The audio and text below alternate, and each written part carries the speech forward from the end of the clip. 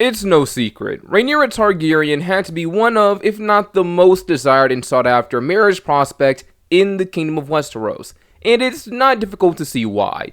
Rhaenyra was the daughter of the king, his oldest daughter and a dragon rider. Marrying her would guarantee one influence and power in the realm, an instant connection to the royal family, connection to the king himself as a father-in-law, but more importantly than that, a marriage to the princess, and to be honest, the Targaryen in general, had one more glaring benefit beyond standing at court. Dragons. Dragons are like the nuclear weapons in A Song of Ice and Fire. Living, breathing, flying, and even thinking nuclear weapons. And for generations, over a century to be exact, only one family has really had control over the dragons. The dragons are how the Targaryens really keep control over Westeros, so it's no surprise that other houses would practically leap at the opportunity to have dragons of their own. Rhaenyra was very much spoiled for choice when it came to suitors. Hundreds, if not thousands of men and children came from houses great and small all over the continent just for a moment of her attention and time that she really didn't seem to take seriously, as she just insulted them, belittled them, and even allowed them to kill one another. Some of the more interesting suitors that we got to see during this time of courtship were from houses Bracken and Blackwood, the latter killing the former, as I mentioned just a little earlier. These two families have been at each other's throats for years, so this one incident of a Blackwood having an out with a Bracken is just one of many, and many more to come, as down the line, they both get very involved with the Targaryen dynasty, despite neither of them marrying the princess.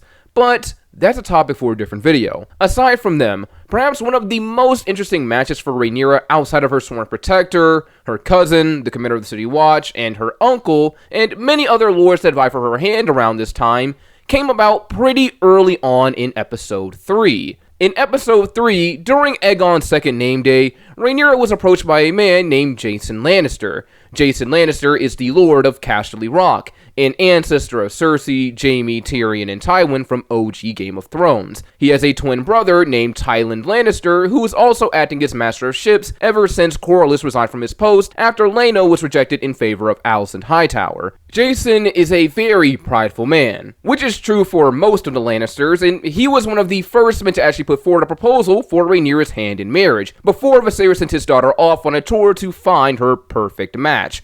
But Rhaenyra didn't want to marry Jason because he's arrogant and self-serious. Well, I thought you might have that in common. But arrogance aside, the Lannisters are a powerful family, one of the wealthiest in Westeros, and for years the Lannisters have coveted the power of dragons. A long time ago, before Hot D ever took place, a woman named Rhaenyra Targaryen, not to be confused with Daemon's daughter, was the sister to old King Jaehaerys and granddaughter to Aegon the Conqueror. She actually stayed at Casterly Rock for a time, and the Lannisters at the time did everything they could to get her to give them dragons. This Lannister ambition seems to have been passed down throughout the generations, along with Targaryen denial, as, like her great aunt, Rhaenyra didn't want to be a piece in someone else's game. But what if things were different? What if instead of just shutting the idea down, the princess actually saw the advantages to marrying into a house like this one? What if instead of her uncle or cousin, Rhaenyra actually chose to marry a Lannister? Now, the reason I say a Lannister instead of Jason alone is because Rhaenyra actually had more than one option when it came to the Lannister family. In the show, it just seems like Jason is the only one interested, but in the books, both Jason and his twin brother Tyland vied for the affections of the princess. So if we assume the same thing happened in the show as well, but Tyland's proposal was just off-screen, Rhaenyra has more than one option when it comes to the House of Lions. But for starters, we'll focus on the most prominent Lannister at this time, Jason.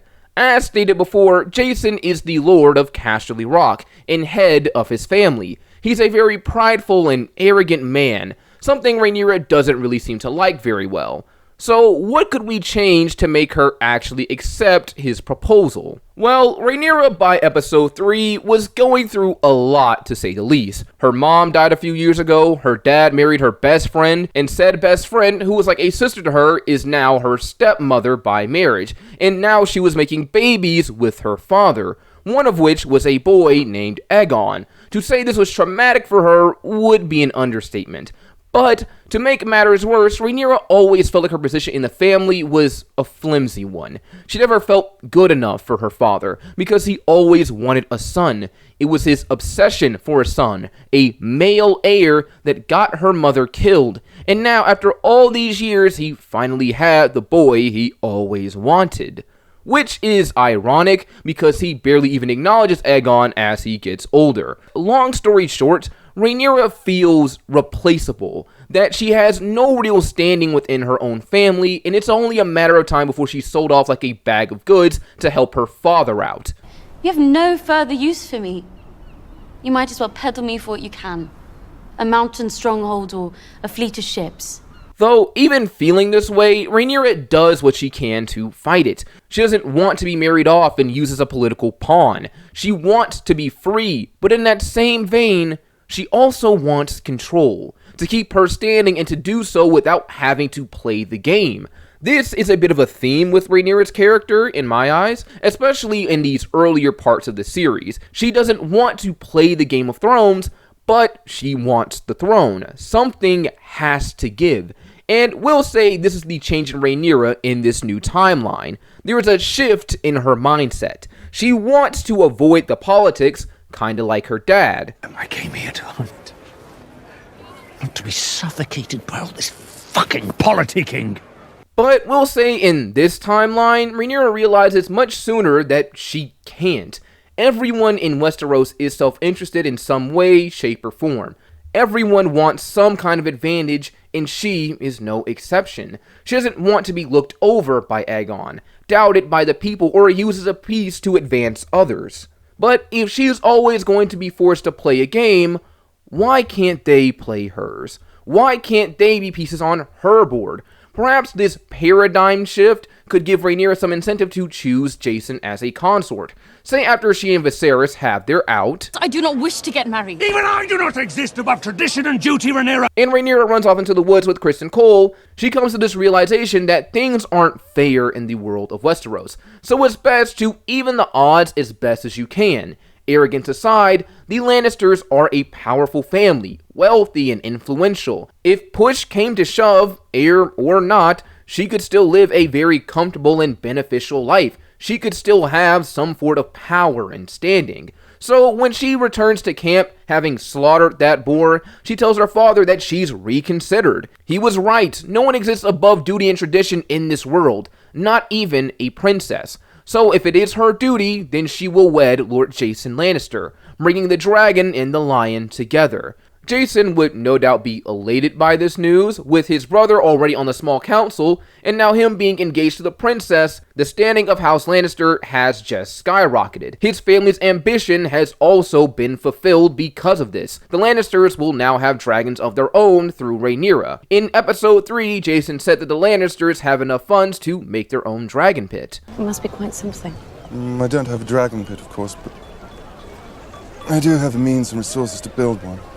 The construction of this would probably be his wedding gift to Rhaenyra, and also kind of needed, because I don't see Jason willing to spend years away from his home, Casterly Rock, to be at court in King's Landing, especially since he's not just an heir like Laenor was, but a Lord Paramount. He has responsibilities in the Westerlands, so they kinda have to have their own base of operations, and with this new Rhaenyra still at odds with her family for the time being and trying to make her life better in her own way, I don't think she'd mind being based in the Westerlands and living in Casterly Rock. She can get away from her family, from feeling insignificant in comparison to her brother, and do what she can to take advantage and control of her own life in her own way. So Rhaenyra goes into a self-inflicted exile much sooner than she did in canon. But, like canon, despite whatever choice Rhaenyra makes, she still remains heir to the Iron Throne. And I could see this being one of the issues in her marriage with Jason. The first issue I see with her marriage with Jason is that it would most likely not be a marriage of love,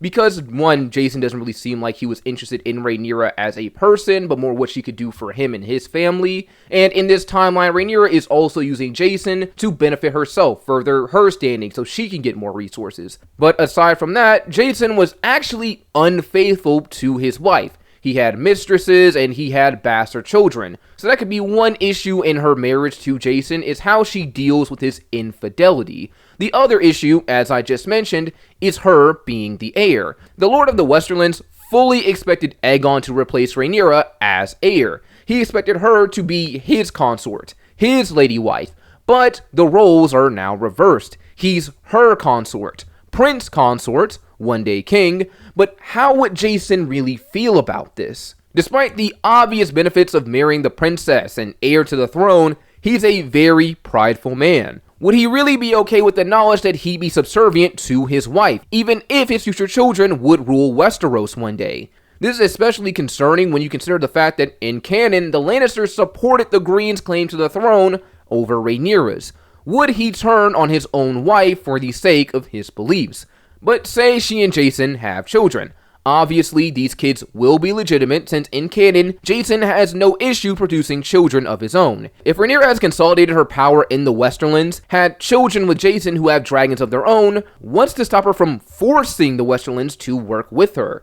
She's the one with a fire-breathing lizard, and she would have had plenty of time to instill her own values within her children. Chances are, they would side with their mother, and if that was the case, it really comes down to, is Jason willing to stand against not just his wife, but his heirs? Which is an interesting thought. Imagine him being a reluctant player in the dance, who truly believes in the opposition, but because of his blood and marriage ties, he's forced to go against those beliefs. Or maybe spending enough time with Rhaenyra could change his mindset on male inheritance, which I honestly doubt. It'd be more likely that he supports Rhaenyra because of the prestige it would bring to his family. Kinda like Corlys, who has his mindset on legacy.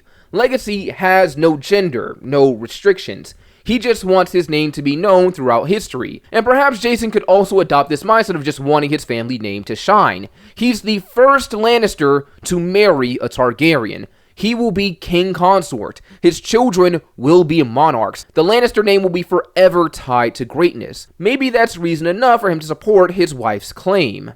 But in gaining the Lannisters, we do lose the Velaryons. If Rhaenyra marries Jason, then Laenor is left without a wife, which could mean tensions are still high between the two Valyrian families. The only connection the Targaryens would have to the Velaryons would be through Daemon and his daughters if he married Laena in this timeline. So assuming that still happens, the only way to get to the Velaryons may be through Daemon's daughters, or through Laenor if he's still unwed in the future. But let's move on to our second option for this match between Dragon and Lion, Tyland Lannister. Tyland Lannister is the second son of House Lannister, twin brother to Jason and master of ships to the king. As mentioned earlier, in the books, both Jason and Tyland made proposals to Rhaenyra. So in this alternate timeline, we'll say that she rejects one brother and goes for the other. But what would make her go for Tyland over Jason? Earlier in the video, I made the change that Rhaenyra was essentially just looking out for herself by using other people, Jason, to make her own life better and more comfortable. But in this timeline, there won't be any of that. As a second son, Tyland may be a lord, but he's not a lord paramount. Jason holds the rock, not him, and while he is still a man of high standing, it's not as high as his brother. So while she would have a connection to Jason and the Westerlands through Tyland, I doubt she'll marry him for advantage like I had her do earlier. Instead, I'll just say she happens to connect with Tyland more than Jason. Perhaps Rhaenyra sticks to her guns and says that arrogance is a turnoff after all and prefers someone who isn't full of himself. Tyland, from what we've seen, does seem to care about things outside of himself and his family. He's dedicated, at least to his position as Master of Ships, and maybe Rhaenyra can see that. Even if he doesn't have much going for him politically, it doesn't matter. For one reason or another, they have a bond, and she decides to marry him because they get along well. This means that, once again, the Velaryons are left out of marriage to the royal family. And just assuming, things continue like they did in canon before, Daemon marries Laena after killing Rhea Royce, and this will be the only connection the Targaryens have to the Velaryons.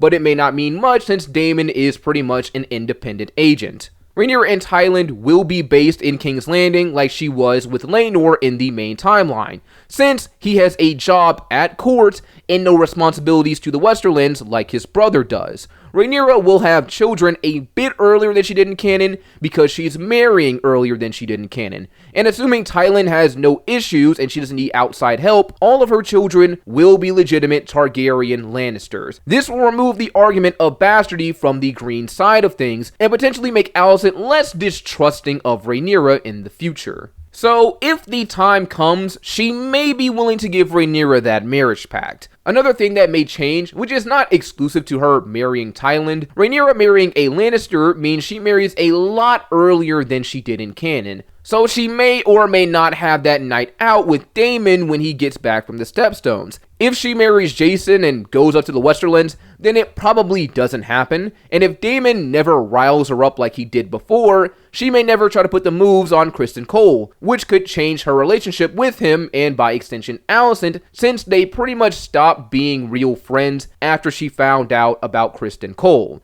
The same thing goes for Tyland. Despite being based in King's Landing, assuming she enjoys him in more ways than one, she may or may not sneak off with Daemon when he comes back or sleeps with Criston Cole. And if she never gets into anything with Daemon or anything that could be caught by spies, Otto most likely remains as Hand of the King and will do his best to run interference on her reign, which will also happen much earlier now because he wasn't sent away and then brought back years later. Regardless, a marriage to Tyland could pose the same issue as her marrying Jason. Tyland, like his brother, supported the Greens and Aegon's claim to the throne. Though he may not be as prideful as his brother, would he be okay in being Rhaenyra's consort? And if he was okay with being her consort, would he be okay with a woman inheriting over a man? Once again, it seems like a conflict of interests and beliefs. He may believe in tradition and precedent, but would he want to go against his wife and their children? Would he try to talk Rhaenyra into giving up her claim to the throne? Would he be willing to let someone like Otto kill them?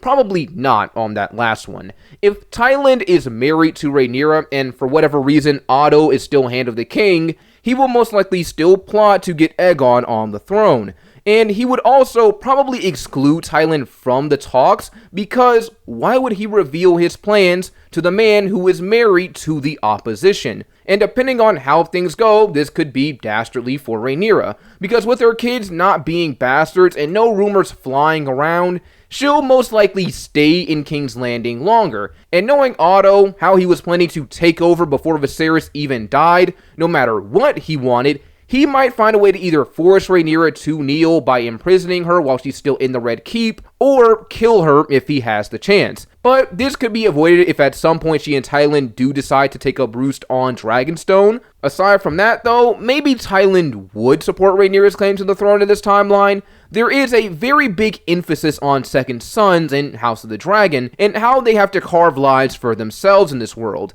Tyland is no different. He will not inherit Casterly Rock. He has nothing but what he claims for himself, like his position as Master of Ships. Maybe he'll see his marriage to Rhaenyra as a means to further himself, make his own mark in the world. His brother may be Lord, but he will be King, if only as a consort. The position would still hold more weight than his brother's. Maybe his second son syndrome would compel him to support Rhaenyra if she hadn't found a way to convince him already. This could be very interesting narratively because if the twin lines support different sides in the war, we could see a split in House Lannister as well as Targaryen. I'd also like to think that in this timeline, if Rhaenyra marries a Lannister, doesn't matter which one, her standard actually could change from what it is in the canon if the dance still occurs. As we see in both Game of Thrones and Hot D, when two opposing factions are from the same house, they tend to take different standards so they can discern themselves on the battlefield. Kind of like how the Hightowers put their spin on the Targaryen banner by making it green and the dragon gold. This time for the Blacks, I say they give their standard Lannister colors, you know, kind of just